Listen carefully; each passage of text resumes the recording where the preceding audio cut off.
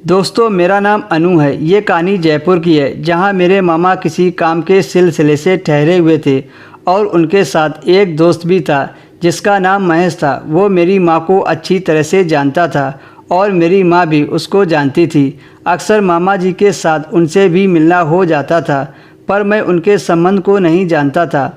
मेरी यह कहानी मेरी माँ और महेश अंकल की है। जब मैं छोटा था तब मैं वासना के बारे में नहीं जानता था, लेकिन आज इतना बड़ा हो गया हूँ तो सब समझ में आ गया है कि उस दिन मेरी माँ अंकल के साथ क्या कर रहे थे। मेरी माँ एक घरेलू औरत है।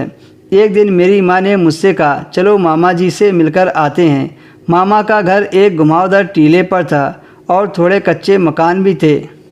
जब हम मामा जी के घर पहुँचे तो महेश अंकल ने दरवाज़ा खोला तो उन्होंने अंदर आने को बोला। मुझे देखकर वह खुश हुए और बोले, अरे अनु भी आ गया। उन्होंने मुझे प्यार से गोद में बैठाया। मेरी माँ ने मामा जी के बारे में पूछा तो उन्होंने कहा कि तुम्हारे मामा किसी काम से बाहर गए हैं। मैं घर में इधर उधर देखने लगा। मेरी माँ अंकल से बातें कर रही थी, पर मुझे उनकी बातों में क्या रुचि थी, क्योंकि उस वक्त मैं बहुत छोटा था। वो दोनों धीरे धीरे बातें कर रहे थे और एक ही बिस्तर पर बैठे थे जो एक खाट जैसी थी। थोड़ी देर बाद अंकल ने मुझे बाहर खेलने को बोला। मैंने माँ की तरफ देखा तो उनके चेहरे पर हल्की सी मुस्कुराहट थी और ऐसा लग रहा था कि मेरी मौजूदगी से उन्हें शर्म आ रही हो। मैं वहाँ से जाना नहीं चाहता था क्योंकि मैं वहाँ किसी को जानता नहीं था।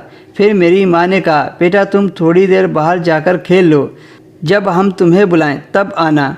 अब मेरी मम्मी बिस्तर पर लेट गई। ऐसा लग रहा था कि जो भी हो रहा है वो मेरी माँ की रजामंदी से हो रहा है। मैं वहीं खड़ा होकर बाहर की तरफ देखने लगा और फिर वो दोनों एक दूसरे से लिपट गए।